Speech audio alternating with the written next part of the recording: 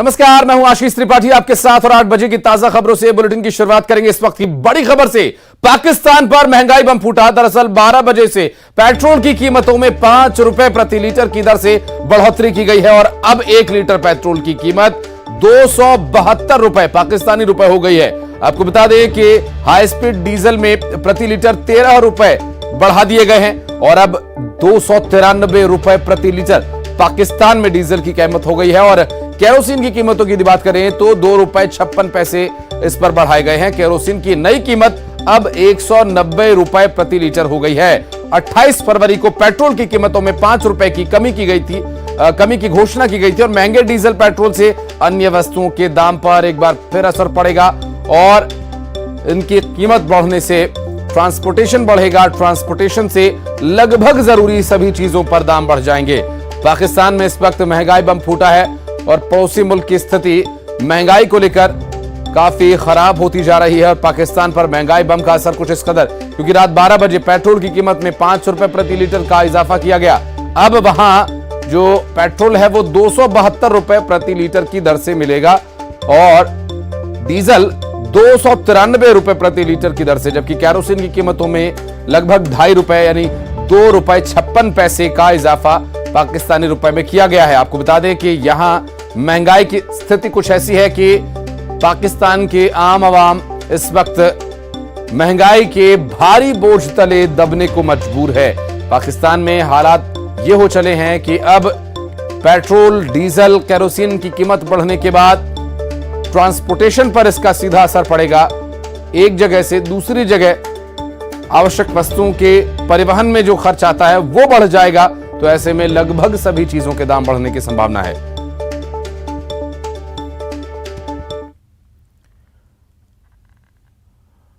और बढ़ते आगे, व्यापम के विसल ब्लोअर डॉक्टर आनंद राय की पोस्ट पर सियासी बवाल जारी है। इंदौर में पूर्व मंत्री रंजना बघेल अपने समर्थकों के साथ आनंद राय के घर पहुंच गई, लेकिन घर का दरवाजा बंद था। आनंद राय घर की लाइट्स बंद कर गायब। तो रंजना बघेल ने दरवाजे से बाहर ही खड़े होकर आनंद राय की पत्नी से कहा, अपने पति को समझा लो, या तो नौकरी कर लो या राजनीति। साथ ही समझाइश भी दी और कहा कि राजनीति करनी है तो किसी पर गलत न लिखें। ये बवाल इसलिए हुआ क्योंकि आनंद राय ने फेसबुक पर एक वीडियो पोस्ट किया था जिसमें लिखा था, बीजेपी नेता रंजना बघेल चुनाव में जयस का साथ देंगी। और इसी पोस्ट पर रंजना बघेल गुस्से से तिलमिला गई और कहा कि आनंद राय को उनके घर जाकर जूते मारूंगी। डॉक्टर जानते हैं हमको जानते हैं डॉक्टर, और उनको बता दे कि मैं डॉक्टर राय को चैलेंज करना चाहती हूँ। मैं भारतीय जनता पार्टी की मजबूत कार्यकर्ता के रूप में मुझे काम करते करते 30 साल हो गए हैं। मुझे झूठ बोलना नहीं आता है, भ्रामक प्रचार करना नहीं आता है। बेसिक मूल्य के आधार पर मैं पार्टी को मजबूत करने का काम किया है।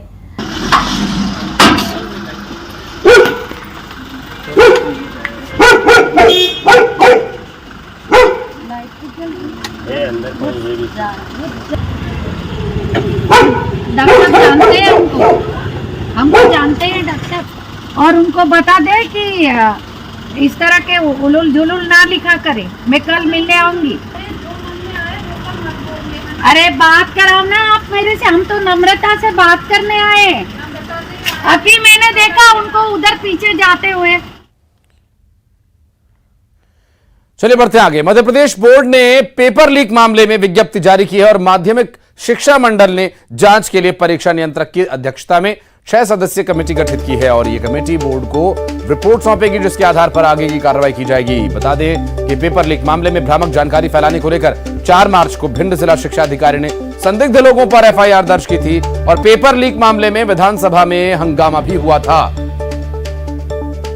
तो 6 सदस्यीय कमेटी गठित कर जांच किए जाने की तैयारी है। 4 मार्च को भोपाल में FIR भी दर्ज हुई थी इससे पहले। और साथ ही आपको यह भी बता दें कि विधानसभा में इस विषय को उठाया गया था और अब 6 सदस्यीय जांच कमेटी इस पूरे मामले की आगे जांच करेगी।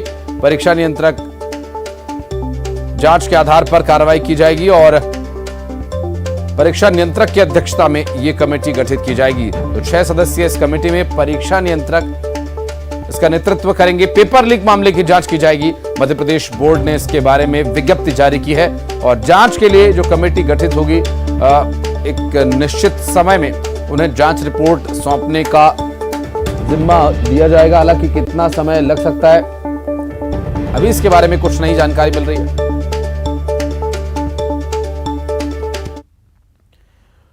और भोपाल से बड़ी खबर, पूर्व मुख्यमंत्री दिग्विजय सिंह का सोशल मीडिया पर एक पोस्ट जिस पर कि एमपीपीएससी की लेट फीस को लेकर पूर्व सीएम का पोस्ट वायरल हो रहा है।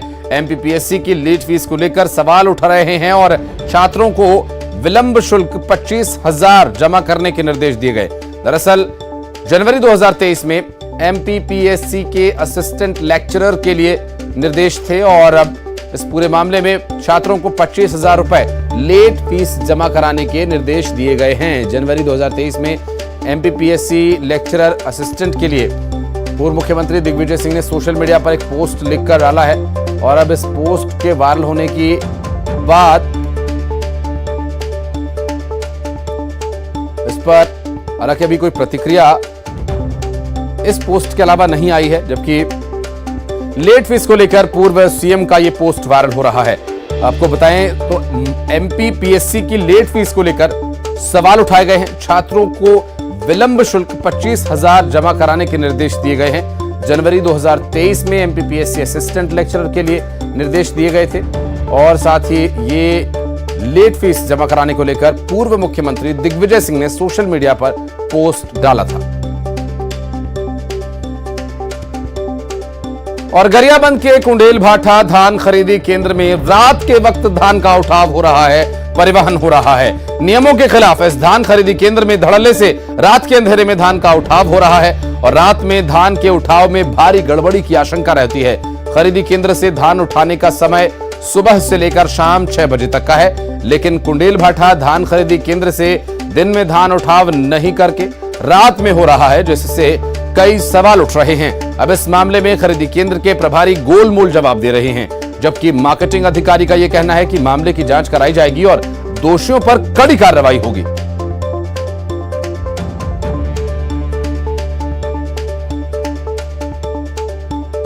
अभी जावक का 2022-23 में धान संग्रहण केंद्र में जावक का कार्य चल रहा है, जिसमें सुबह प्रातः 8 बजे से कार्य चालू कर दिया जाता है और शाम 6 बजे लोडिंग का कार्य पूर्ण होता है।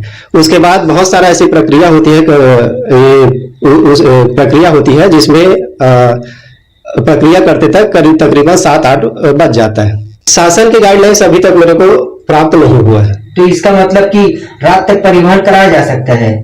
अब गाइडलाइंस के अगर मेरे को मिल जाता है, अगर टाइम ये किया जाता है तो मैं कार्य उसी के अनुसार करूंगा। कुंडेल भाठा में 4 बजे तक सब मिलर का गाड़ी एंट्री करने का प्रोविजन रखते हैं हम लोग, लेकिन उसको कम से कम 6 से 7 बजे के बीच निराकरण करके वापसी देना रहता है।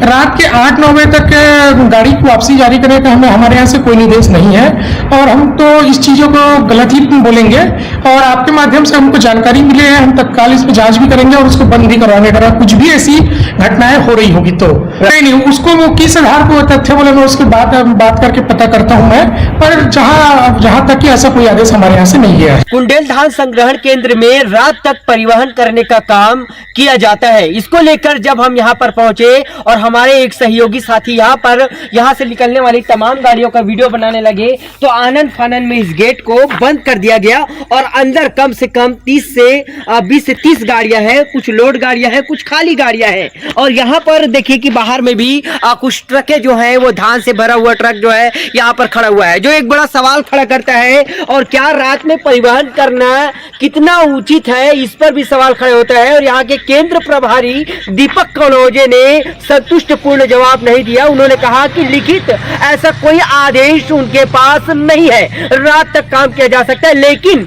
रात के वक्त चोरी होने की संभावना रहती है, रात के वक्त ज्यादा ओवरलोड कर धान ले जाने की संभावनाएं रहती है। इसके मद्देनजर रात को परिवहन करना उचित नहीं रहता। सुबह 6 बजे से शाम 6 बजे तक परिवहन करने का इस तरह की बातें सामने आती है, लेकिन धान संग्रहण केंद्र में लगातार कई बार ऐसे मामले उठे हैं कि यहाँ से लोग ट्रकें लेकर जाते हैं, बाहर में जो है धान को बेचने की कोशिश करते हैं। हालांकि ये तमाम जांच का विषय है, लेकिन यहाँ के प्रभारी ने संतुष्ट पुलिस में जवाब नहीं दिया है और रात के वक्त परिवहन का एक खेल यहाँ पे चल रहा है, जो एक बड़ा सवाल खड़ा करता है कि आखिर किस नियम, कानून और कायदे के तहत यहाँ रात के वक्त परिवहन कराया जाता है। न्यूज़ 18 के लिए गरियाबंद से शेख इमरान। और ग्वालियर से बड़ी खबर आपको बता दें, मुरैना में फर्जी पट्टे बांटने के मामले में ग्वालियर ईओडब्ल्यू ने केस दर्ज किया। 2.5 करोड़ की जमीन पर अपात्र लोगों को पट्टे देने का मामला, तहसीलदार, नायब तहसीलदार, पटवारी, रीडर पर केस दर्ज किया गया और फर्जी पट्टा हासिल करने वाले 13 लोगों पर भी केस दर्ज। मुरैना तहसील के केलारस तहसील में बांटे गए थे फर्जी पट्टे। 2005 से 2016 के बीच अपात्र लोगों को बांटे गए थे पट्टे। ग्राम सेमई और गुलपुरा में फर्जी दस्तावेजों से अपात्र लोगों ने पट्टे हासिल किए थे। दरअसल इस अपात्र लोगों को पट्टा दिए जाने के मामले को लेकर तहसीलदार, नायब तहसीलदार, पटवारी, रीडर पर केस दर्ज किया गया और फर्जी पट्टा हासिल करने वाले 13 लोगों पर भी केस दर्ज किया गया है। मुरैना तहसील के केलारस तहसील में पट्टे बांटे गए थे और मुरैना में फर्जी पट्टे जब बांटे जाने के मामले को लेकर ग्वालियर ईओडब्ल्यू ने केस दर्ज किया है और 2.5 करोड़ की जमीन पर अपात्र लोगों को पट्टे बांटे जाने के मामले में तहसीलदार, नायब तहसीलदार, पटवारी, रीडर पर मामला दर्ज किया गया।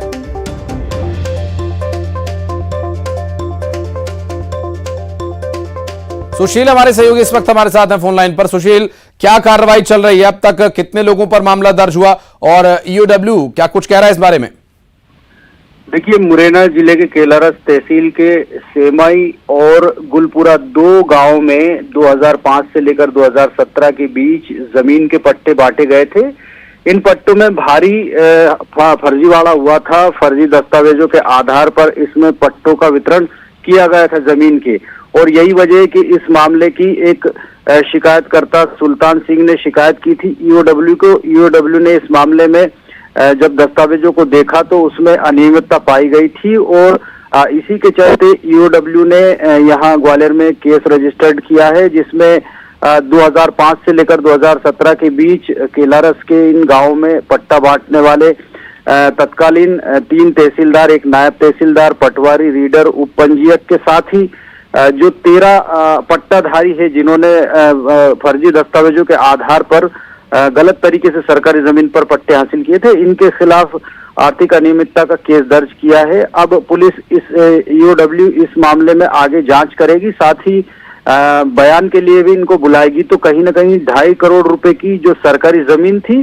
वो फर्जी दस्तावेजों के आधार पर अपात्र लोगों को बांटने का ये मामला था और लंबे समय तक इसकी शिकायत मुरैना में भी चली, लेकिन इसमें कुछ ज्यादा कार्रवाई नहीं हो पाई थी। यही वजह कि अब ईओडब्ल्यू ने इसमें शिकायत मिलने के बाद जांच के बाद केस दर्ज किया है। अब ईओडब्ल्यू अब इस मामले में अपने स्तर पर जांच करेगी। कई जगह इसमें ये भी सामने आया था कि पटवारियों ने अपनी ही पत्नी को जो जमीन का पट्टा दिलवा दिया। इसके अलावा कुछ मृत लोगों के उत्तराधिकारी बनकर भी पट्टे दे दिए गए ऐसे लोगों को। तो अनियमितता का बड़ा मामला था। अब इसमें ईओडब्ल्यू जब जांच करेगी तो और भी परतें सामने आएगी, लेकिन सरकार को कहीं ना कहीं 2.5 करोड़ से ज्यादा का। बहुत शुक्रिया सुशील आपका इस पूरे मामले पर जानकारी देने के लिए, और क्या कुछ कार्रवाई होगी आगे अपडेट लेंगे आपसे। बढ़ते आगे, जबलपुर के बरेला में मुख्यमंत्री कन्यादान योजना के तहत हुई एक शादी अब विवादों में आ गई है। शादी करने वाले दुल्हा और दुल्हन के परिवार वालों ने प्रशासन पर उपहार का सामान वापस लेकर अपमान करने का गंभीर आरोप लगाया और इस पूरे मामले की शिकायत दुल्हन के परिजनों ने वरिष्ठ अधिकारियों से की। तो इस पूरे मामले का खुलासा हुआ। पीड़ित परिवार का यह कहना है कि उनका सबके सामने अपमान हुआ, जबकि फॉर्म में नाम आने के बाद ही उन्हें बुलाया गया था। इधर अधिकारियों का यह कहना है कि नियमों के तहत केवल सम्मेलन में ही हुई शादियों को योजना का लाभ दिया जाता है, लिहाजा पहले हो चुकी शादियों को लाभ नहीं दिया जा सकता। हालांकि इस पूरे घटनाक्रम में सरपंच द्वारा भ्रम फैलाने का काम किया गया है। शादी होनी थी, है ना, फिक्स थी पहले से। फिर हमारे इधर सचिव सरपंच ने बोला कि वहाँ बरेला में सम्मेलन हो रहा है, तो मेरे पापा से बोले आके कि फॉर्म डाल दो आप। मेरे पापा डाले फॉर्म, है ना, तो हम लोग बोले हल्दी मंडप घर से कर लेंगे, है ना, सम्मेलन से शादी कर लेंगे। पर फिर उन लोग ने हल्दी के दिन बोला कि नहीं, सम्मेलन नहीं हो रहा है। तो हम लोग ऐसे प्रॉब्लम में क्या करते, तो हल्दी मंडप करके तो उनको घर पे रखते नहीं ना, तो हम लोग करेंगे ना। फिर जैसी सिचुएशन आई हम लोग ने शादी की, है ना, जैसा भी बना वैसा किया गया। जब उस पूरे मामले की जांच की गई तो पता चला कि वो महिला चंचला का पहले ही विवाह हो चुका था। यद्यपि उन्होंने सामूहिक विवाह के लिए पंजीयन 13 तारीख के लिए किया था, बट एक्चुअली में 11 तारीख को उनका विवाह हो चुका था, जिसका पंचायत ने पंचनामा भी बना के दिया और उनकी फोटोज भी प्राप्त हुई है। ये टोटली नियमों के विरुद्ध है। पवन पटेल हमारे सहयोगी इस वक्त हमारे साथ फोन लाइन पर हैं। पवन, पीड़ित परिवार, पीड़ित कहें या कुछ और, जो परिवार है इस पूरे मामले में, वो ये कह रहा है कि पहले रजिस्ट्रेशन हुआ, फिर वो सम्मेलन ही कैंसिल हो गया। अधिकारी कुछ और बातें बता रहे। जी बिल्कुल, ये टोटल जो है पूरा मामला अधिकारी और सरपंच, ग्राम सरपंच सचिव जो है, इनकी गलतफहमी का शिकार ये पीड़ित, ये परिवार हुआ है। क्योंकि शादी का पहले जानकारी दी गई कि शादी सामूहिक विवाह होना है मुख्यमंत्री कन्यादान योजना के तहत। उसके तहत योजना का लाभ दिलाते हुए परिवार को भरोसा जताया गया कि शादी भी होगी और जो योजना है उसका लाभ भी मिलेगा, और उसके तहत पूरी तैयारियां करवा ली गई। लेकिन लास्ट मिनट में जब ये विवाह कैंसिल, सामूहिक विवाह कैंसिल होने की जानकारी दी गई परिवार को, तो उनके पास कोई विकल्प नहीं बचा था, और यही वजह थी कि उन्होंने घर पर ही फिर सामान्य रीति रिवाज के साथ में शादी कर ली। लेकिन उसके तत्काल बाद में जब ग्राम सरपंच ने बताया कि शादी होना है, और फिर परिवार के पास फोन भी जाता है, चूंकि उनका पहले ही फॉर्म भरा गया था सामूहिक विवाह कन्यादान योजना के तहत शादी के लिए, तो फोन जाता है तो उन्हें फिर बुलाया जाता है अधिकारियों द्वारा। यानी कहीं ना कहीं इसमें अधिकारियों की भी त्रुटि है। और दूसरी तरफ अगर देखा जाए कि जब अधिकारियों का फोन आया था तो परिवार को भी ये जानकारी देना थी कि हमारा विवाह हमने घर पे कर चुके हैं। तो कहीं ना कहीं ये दोनों पक्षों की गलतफहमी और जानकारी का अभाव है, जिसके कारण ये स्थिति बनी।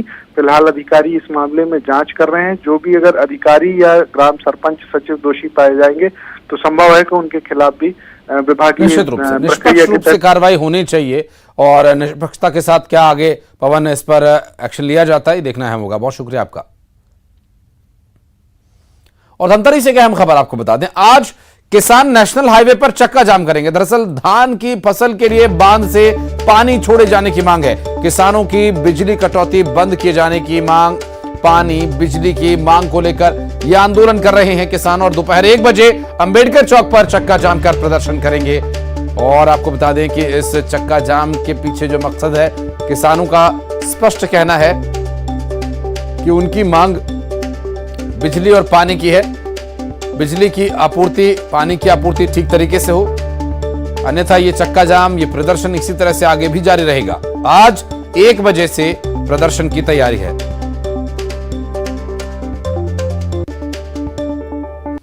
और कोविड के बाद एक नई मुसीबत दस्तक दे रही है, H3N2। दरअसल नई बीमारी जिसने स्वास्थ्य महकमे को चिंता में डाल दिया है। लगातार बदलते मौसम की वजह से अस्पतालों में मरीजों की संख्या बढ़ती जा रही है। आगर मालवा जिले के सरकारी अस्पतालों की ओपीडी में भी प्रतिदिन मरीजों की संख्या में बढ़ोतरी हुई है। मरीजों की बढ़ती संख्या को देखते हुए जिले का स्वास्थ्य महकमा अब अलर्ट मोड पर है। डॉक्टर्स के अनुसार करीब 12 से 13,000 मरीज बीते 1 महीने में जिला अस्पताल पहुंचे हैं, और इसमें खास बात यह कि ज्यादातर बच्चे इसकी चपेट में आ रहे हैं। हालांकि अभी तक जिले में नए वायरस की पुष्टि नहीं हुई है, फिर भी मिलते जुलते लक्षणों के चलते सभी एक तरह का एहतियात बरत रहे हैं। जो वर्तमान में 1 से 1.5 महीने के अंदर सर्दी खांसी और बुखार के बहुत सारे मरीज जो इजाफा हुआ है। लगभग हमारे पास 1 महीने के अंदर अंदर ही 12 से 13,000 मरीज के लगभग सर्दी खांसी बुखार के लगभग आ रहे हैं। और ये मरीजों के जो सिम्टम है, इसमें हाथ पैर दर्द वगैरह बहुत ज्यादा होता है, और इसका जो H3N2 वायरस के जो चल रहा है, इसका असर थोड़ा। तो यहाँ इस बीमारी के चलते, इस परेशानी के चलते कुछ एहतियाती कदम उठाए जा रहे हैं। बढ़ते आगे और आपको बता दें कि धमतरी के बांसपारा कुकरेल में स्कूल भवन नहीं मिलने से नाराज प्राथमिक शाला के बच्चे और पालक आंदोलित हो गए। सभी ने स्कूल के मुख्य गेट पर ताला जड़ दिया और सड़क किनारे बैठकर प्रदर्शन करने लगे। इस खबर की मिलते ही धमतरी कलेक्टर ऋतुराज रघुवंशी खुद मौके पर पहुंचे और ग्रामीणों को समझाया उन्होंने। और ग्रामीणों की कलेक्टर से चर्चा भी हुई, जिसमें कलेक्टर ने जल्द नए भवन का काम शुरू किए जाने का भरोसा भी दिया। इसके बाद ग्रामीणों ने आंदोलन खत्म किया और स्कूल का भवन लंबे समय से इसे गिरा दिया गया था और अब ऐसे में एक शेड के नीचे पहली से 5वीं कक्षा के बच्चों को पढ़ाया जा रहा है, जिस वजह से यहां ग्रामीण नाराज हैं। और आबकारी मंत्री कवासी लखमा सुकमा के मावली माता मेले में पहुंचे। 12 साल बाद लगने वाले इस मेले में लखमा ढोल की थाप पर थिरकते नजर आए। गले में ढोल लटकाए कवासी ने पारंपरिक नृत्य किया। कवासी लखमा यहां पर आदिवासियों के साथ खूब ताल से ताल मिलाते नजर आए। उन्होंने कहा कि भूपेश बघेल की सरकार ने आदिवासी संस्कृति के विकास के लिए बहुत कदम उठाए, काम किए। हर आदिवासी परंपरा, मंदिर और त्योहार को अहमियत दी जा रही है। लखमा ने बताया कि इस मौके पर कई विकास कार्यों की घोषणा की और इस मौके पर आबकारी मंत्री के साथ अंतागढ़ विधायक अनूप नाग, लुंड्रा विधायक प्रीतम राम समेत कई कांग्रेसी नेता और कार्यकर्ता मौजूद थे।